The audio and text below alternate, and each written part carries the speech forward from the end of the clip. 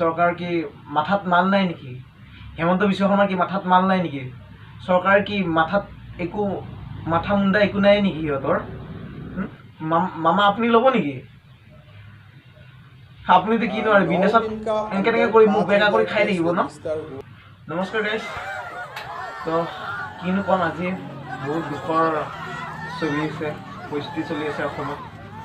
তো 2019-20 পৰাতো 23-লৈকেতো শুনি আহিছোঁ কৰোণা কৰোণা কৰোণা কৰোণা খালি কৰোণা। এতিয়া 2023টো অলপ ভালকৈ যাব, কৰোণা মাত শুনা নাই। কিন্তু এতিয়া কি শুনিছোঁ, জেলত যোৱা বুলিহে শুনি আছোঁ।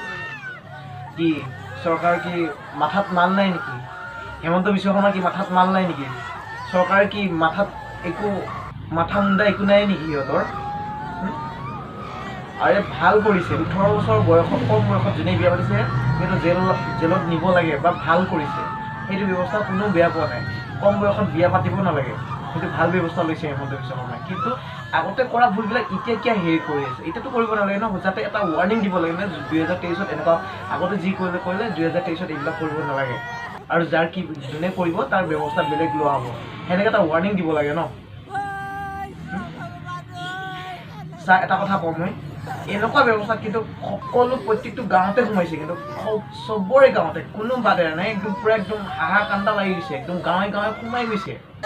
কিন্তু এনেকৈ কিবা কেতিয়াবা অকণমান যদি দুখীয়া সুবিধা ব্যৱস্থা আহে, এনেকৈ গাঁৱে গাঁৱে কেতিয়াবা কৰি পাইছে না?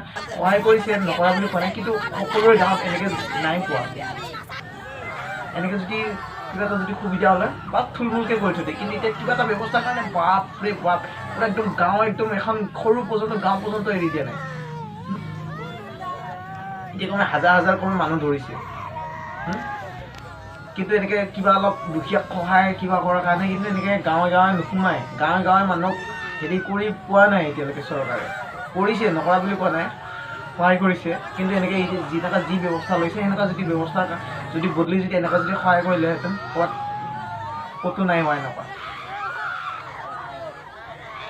এইবিলাকক কোনে যিবিলাক নেকি হাজিৰা কৰি খাই আছে, যাৰ পত্নীয়ে কাম কৰি কিনে খুৱাই আছে, সেই ফেমিলিটো কি হ'ব কচোন? মামা আপুনি ল'ব নেকি? আপুনিতো কি নোৱাৰে বিজনেছত এনেকৈ কৰি মোক বেকা কৰি খাই থাকিব ন? আচলতে কি জানে, চৰকাৰৰ মাথাত একো নাই, গোবৰ সোমাইছে, গোবৰ। ৱাৰ্ণিং চৰ্ণিং নাই, ডাইৰেক্ট উঠাই লৈ যায় আছে। এইবিলাক মানুহক কোনে কি কৰিব কচোন? এইবিলাক মানে ব্যৱস্থা কোনে ল'ব সিহঁতৰ?